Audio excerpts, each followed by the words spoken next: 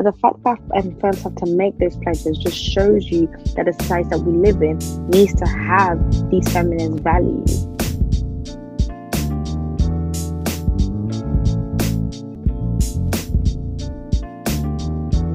It's not like as like I can think of the tree word, but I can't think of the English word of just like. What's the tree word you're thinking of? Like.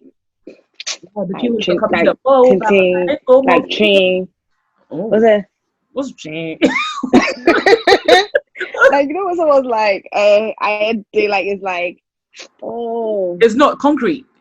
Yeah, like it's. Wow, your multilingual skills right now, you've lost the job, Charlie, because the way multilingual, and then the came to it now. You come to the interview, and it's chain. Like, how you? No, but okay, what's the word for like? I had to like. I had to like. It's not. It's not maneuver. It's not. You can't. It's not malleable. Yeah. That's not malleable. Yeah. So the English is malleable. What's the tree? Yeah, I even said concrete. What's the tree? Hey, now me, I didn't say I was multilingual. I didn't say anything. I think it's chin like. That's probably Ashanti. Right. So, and chichu. I know you can say and chichu, but I get where you're coming. I see where you're trying to land. I see the vision. Yeah. So I definitely think that like as time is going, we're definitely coming into our own, coming into a new age, and that's all helping. And it's just something that we need to embrace because, like, this is the new world. This is life. Like in this London, you cannot live. Like to be fair though, You say London. You say London. Even Ghana as well. Yeah, in just even Accra, you cannot live with one income. Maybe back in the day, maybe if you could, then you can impose a lot more restrictions on your partner because you can live on your income alone. But in this London, you can't. You can't live on one income. You can't just be like, okay, my husband alone is going to work and we're all just going to live on them. And I definitely think, this is something that I've strongly held since I was young, like whoever brings the money in has a lot more power. Okay, yeah, we can say that, love and tinting, yeah, okay, cool. But but at the end of the day, the person that has the purse wields the power. They can make a lot more decisions and determinations as to what the family does, like what you can do, what the family does. So if there's one power maker, one person that's bringing in the bacon, they probably have a lot more say as to how the money is spent. But if I'm also bringing in money as well, well, then we need to come in the middle because if we're all paying bills, then let me talk. You can't. Then you know what I'm saying? Because like I remember, and I'll never forget. We even went. I went with you. We went to this. I think it was a Christian panel debate show, and modern like these were all young people, like relatively young. I think the guy was maybe early 30s. And they were talking about like he was married, I think newly married, and he was talking about like his relationship, and they were talking about how like being the head of the household, and I guess that religious concept of the man being the head of the household. And he was just, and I think someone put a question forward that like, how do you come up with a compromise? Like if you and your wife are in a disagreement about something, how do you make that final decision? So for example, if your wife is if you have different schools that you want your child to go to, your wife is saying school A, you two are saying school B, your husband is saying school B. How do you come up with a final decision? He said it's his decision that goes. He gets the final word. You will consider his wife's decision, like his wife's suggestion, but he has the final word. I was so offended by that. So offended. Because if I'm paying bills in this house that we are both living in, I cannot say that you have the final word. So where would that go to then? Where would that actually? Who would decide? Judge Judy? I like to go to Jesus. Like I'm not sure where it should go. No, but the thing, but what if he now says Jesus and then he's the one that's going to say, "I heard God said," and then me too. I must hear. We must both hear. Because same way God can talk to you, God can talk to me too. Bluetooth. I hear you, sis. We must both hear. Okay, cool. Me too. I'm waiting. We will both wait.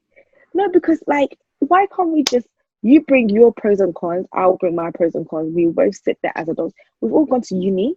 We all understand analysis. We know how to evaluate pros and cons and come to a a a, a, a decision that is well thought out. So that's how you make decisions. So everybody, you bring your pros, you bring your cons. I bring my pros, I bring my cons. We'll now see which one makes sense for our child. It's not I'm a man, hear me roar. So because of that, you must make the final decision. No, please. So we'll get to the so God. Works. God is the final. So God when will give he hears wisdom, you do, he has what? he hears from God earlier than you do. Oh, patience. We'll be patient, and when I get that vision, the vision that we can both move. But it's all about God gave us both wisdom. So hopefully the same wisdom that he gave you, he gave me as well. Yeah, we can both come to that same agreement. If we sleep on it, we think about it, and it's the right decision to make. It's the right decision to make. But we can't just wake up and we just go with yours because you are a man. I don't think. Do you know what it is? It's not about the fact that we're going with his decision. His decision might be the right decision, but it has to be the right decision because it's the right decision, not because he's a man that made that decision. That just doesn't make sense to me. Okay.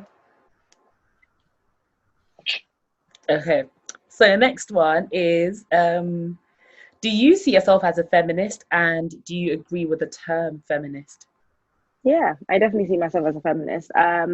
I understand why some people have some strong feelings or objections towards the word, but it's a word. Every word has a meaning, a definition, and has connotations. The definition of feminist is believing that women have equal rights in the society. I don't see what's wrong with that. I don't see how that's something that someone can fight against. We're literally just saying women should be viewed equally to men in the society, full stop. Anything else around the movement is secondary. Can subscribe to other things within the movement, subscribe or unsubscribe. Just because we're saying that women have equal rights doesn't mean that you must, if you desire to cook and clean, then you can't. No one is saying that. No one's saying that a feminist cannot be domesticated. You can. No one's saying that a feminist must be independent. You don't have to be. A feminist is, we're fighting for the right to have a choice, to be able to say, yes, we want to be independent, or no, we don't want to be independent. But it's about having that choice and being seen as equal beings in this world. And I don't see why people have this it's like visceral. Wait, there's no visceral. Oh, look at that! I said the wrong word. Visceral. They have the visceral reaction to the word feminist. I get it. There sometimes some of the movements seem that they've been usurped for other political gain, but at the end of the day, that's what happens with a lot of movements. Like Black Lives Matter right now, there's some political some things within the political sphere that some people might not agree with, but are we going to say that because the movement or the activist group does things that we don't agree with, that means Black lives don't matter? We can't say that. Black lives still continue to matter. Women's rights continue to matter. Equality matters. The things that people have done in the name of feminism gives us the privilege to even say that we no longer want to be feminists. So we must recognize and acknowledge that people have died for this cause. People have died for the ability of marital rape to be considered rape, to actually be acknowledged as rape. People have died for us have the right to vote. People have died for us have the right to wear trousers. These are little things that, and these are feminists that fought for those rights. So we can't just then turn around and belittle the movement because we don't agree. And it's oh yeah, feminists are always shouting about something. There's always something to shout about. And people are for against. There's always something to shout about. That's all fake. Yeah. There's always something to shout about. I think there's a James Baldwin quote, and sorry, I'm really going to summarize it. So apologies if I get this hopelessly wrong, but you'll get the sentiment. James Baldwin quote where he basically says that to be awake is to always be angry. So basically just being aware just means that you're always in a state of anger. And if you're not angry, you're not aware. If you're not angry, you're not awake. So whenever men always belittle feminists and make it seem oh, we're just angry women that don't shave, wear perfume or whatever, it's that's a stereotype that's being played on to make us seem like we are we're scary, like that's not something that people should ascribe to. But we're just fighting. We're fighting for, like Chimamanda said, if you've never read Chimamanda's books, just listen to Beyonce's song. You'll hear all about feminism. But like Chimamanda said, we're fighting for the right, for equality, for the ability to be seen as equals in society.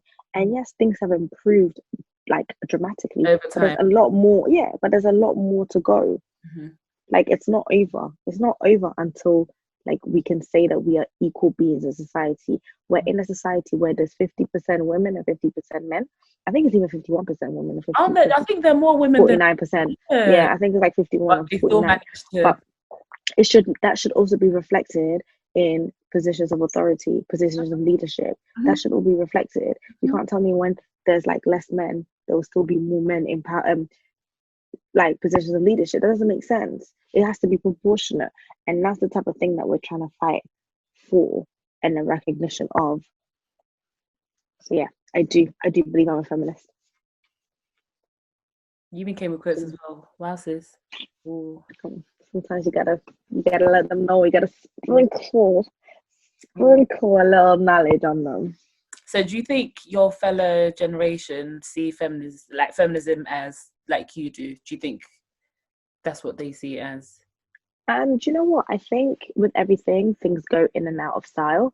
I definitely think that there's a lot more appreciation for like women having their own independence, women being a lot more like not reliant on men as much. Obviously people make jokes like, yo, yeah, you want to rely, but like I said, in this London, to rely on just one, like to just rely on one income is very difficult. And I think situations like that is definitely helping to like see the value of women being empowered for the family dynamic. So I think in that sense, it definitely is. I think there's still the negative connotations on the word, but in actions, people are a lot more feminist than they care to admit. Like you want to empower women, you want them to be seen equally, you want to actively improve the lives of women, but then there's still a lot more to be done. When you're hearing about, even let's take for example Ghana, you're hearing that in order to report a rape, in order for a woman to report a rape, they have to pay the police to report a rape. That's disgusting. And that's the type of thing that works against women. It works against female victims. And this is what we're trying to fight for. This is what we're trying to fight to change. That's the system that we're trying to fight to change. And just like I think it's just the protection of women in general. And I think we still have a lot to go and a lot. That's why you see like this year you've seen all these movements like Believe Black Women. And I know it's very cliche to use Megan Thee Stallion as an example. Believe Black women, protect Black women, hear Black women, love Black women. These things are very important. And I know the more people keep saying it sounds like it's a cliche, but it's very important for us to keep harping on about it, because we need men, Black men especially, to remember these things, because over the years we haven't been believed, we haven't been seen, we haven't been heard.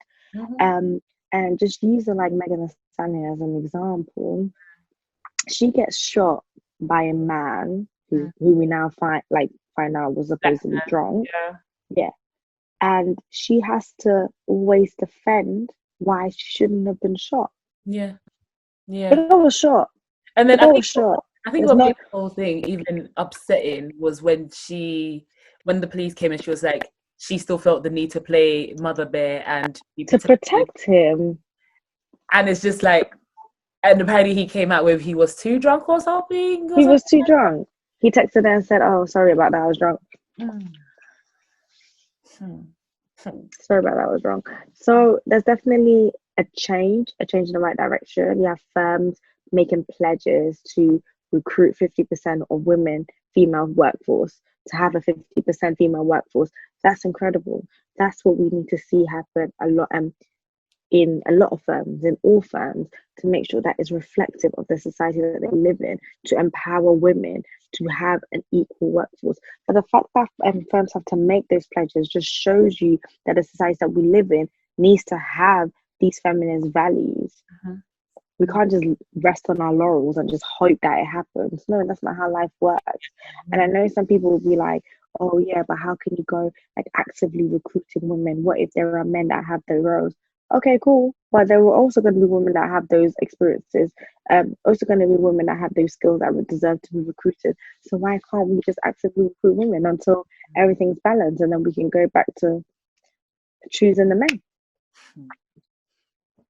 That's just how I see it. You got a lot going on. You got a lot to say.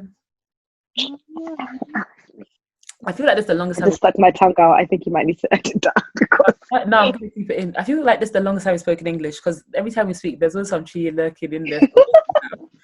But yeah, okay. So another thing I wanted to ask on the topic of protecting. Actually, no. Let me even digress a little bit. Independence.